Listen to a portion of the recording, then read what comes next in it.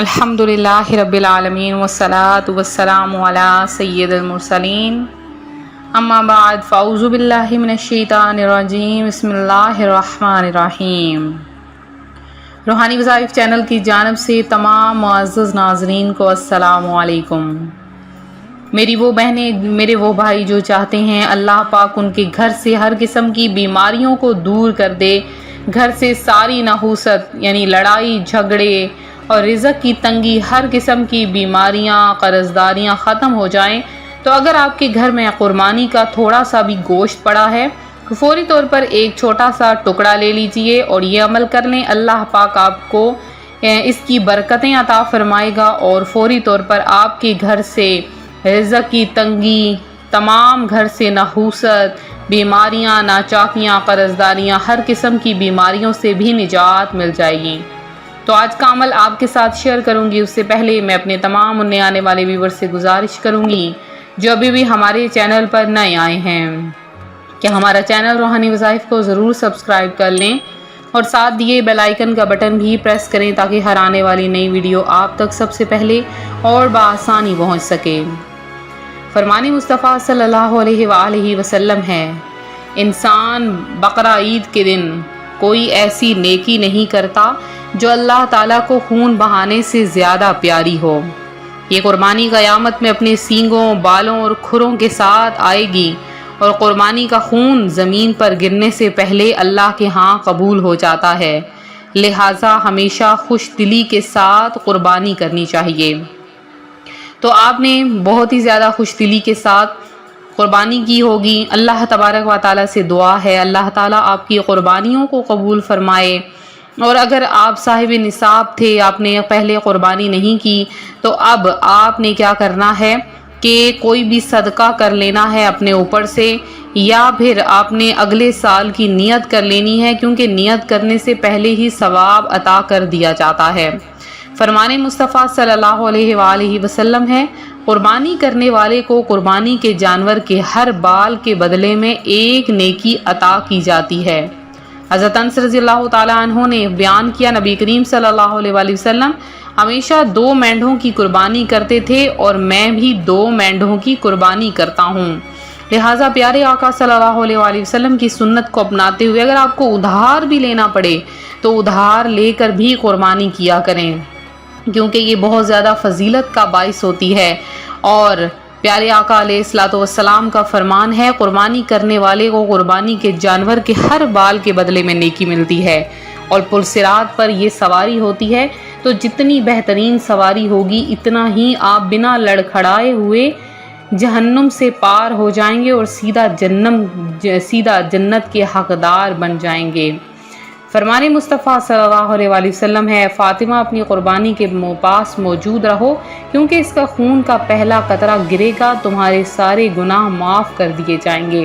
اور اس کے علاوہ جب بھی قربانی کرنے لگیں تو قربانی کے جانور کے سر پر ہاتھ ضرور پھیرنا چاہیے کہ ہاتھ کے نیچے جتنے بھی بال آتے ہیں اس بالوں کے صدقے میں ان بالوں کی گنتی کے برابر انسان کے گناہوں کو معاف کر دیا جاتا ہے۔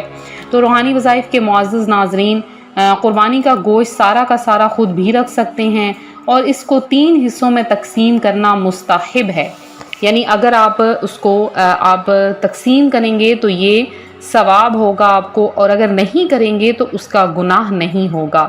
یعنی اگر آپ کی فیملی بہت بڑی ہے تو آپ سارا گوشت اپنے پاس بھی رکھ سکتے ہیں۔ تو ابھی تک اگر آپ کے پاس گوشت وغیرہ پڑا ہے، لہٰذا لوگ تو ایک مہینے سے زیادہ بھی گوشت کو فریز کر لیتے ہیں یا سکھا کر رکھ لیتے ہیں کسی نہ کسی طریقے میں۔ اس طرح سے کھانے میں حرج نہیں ہے، بیماریاں وغیرہ بھی پیدا نہیں ہوتی ہیں اگر گوشت کو صحیح طریقے سے اس کو محفوظ کر لیا جائے۔ تو اگر ابھی تک آپ کے پاس گوشت پڑا ہے، تھوڑا سا بھی گوشت پڑا ہے، تو آپ نے ایک ٹکڑا لے لینا ہے گوشت کا۔ اب اس گوشت کا جو ٹکڑا آپ نے لینا ہے اس میں ہڈی وغیرہ نہیں ہونی چاہیے، اگر ہڈی ہے تو بھی اس میں اتنا خاص کوئی حرج نہیں ہے۔ تو آپ نے کیا کرنا ہے، اس گوشت کے ٹکڑے پر آپ نے یہ عمل کرنا ہے۔ اللہ تبارک و تعالیٰ اس عمل کی برکت سے آپ کو کیا کرے گا کہ آپ کے لیے تمام مشکلیں، تمام پریشانیاں حل ہو جائیں گی، اور آپ کی تمام گھر سے نحوستیں بھی ختم ہو جائیں گی۔ اگر آپ کے گھر میں کوئی پریشانی ہے، کوئی بیماری ہے، ناچاکی ہے، ہر وقت لڑائی جھگڑے رہتے ہیں، آپ کے بچوں کے ذہن بہت زیادہ کند ہیں، جس کی وجہ سے آپ کیا چاہتے ہیں کہ اللہ پاک آپ کے بچوں کو ذہین بنا دے، یا آپ کے گھر سے مصیبتیں پریشانیاں دور ہو جائیں، آپ کی بہت بڑی حاجت ہے جو اتر جائے، پوری ہو جائے، آپ کی آزمائشیں ختم ہو جائیں، تو آپ فوری طور پر یہ عمل کریں۔ انشاءاللہ عز و جل اللہ پاک نے چاہا تو آپ کا ضرور کام ہو جائے گا۔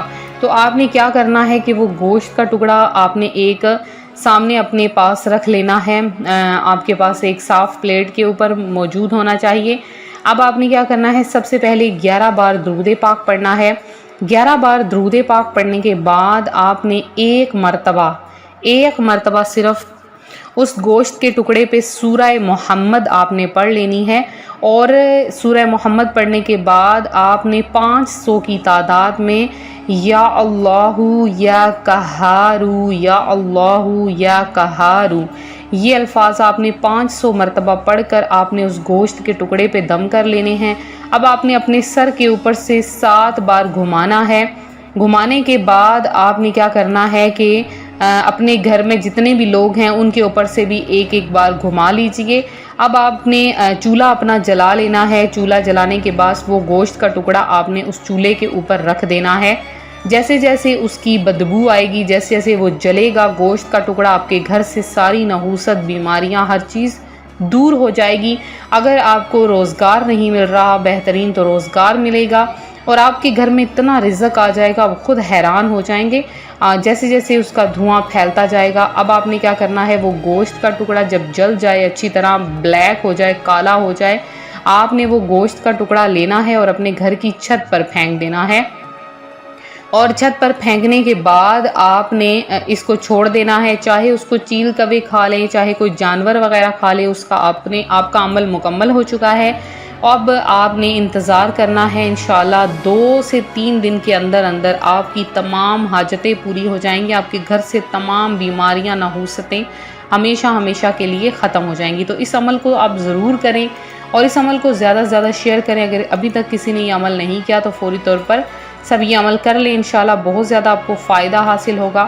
تو یہ تھا ہمارا آج کا عمل، ہمارا آج کا روحانی وظیفہ جو روحانی وظائف چینل آپ کے لیے لایا ہے۔ میرے جن بہن بھائیوں نے خصوصی دعا میں اپنا نام شامل کروایا ہے، ان سب کا نام دعا میں شامل کیا گیا ہے۔ اللہ پاک آپ سب کی دعاؤں کو قبول کرے، آپ سب کی حاجتوں کو پورا کرے، آپ سب کو اپنی جناب سے بے شمار رزق عطا فرمائے۔ ملتے ہیں اپنے اگلے وظیفے کے ساتھ، فی امان اللہ۔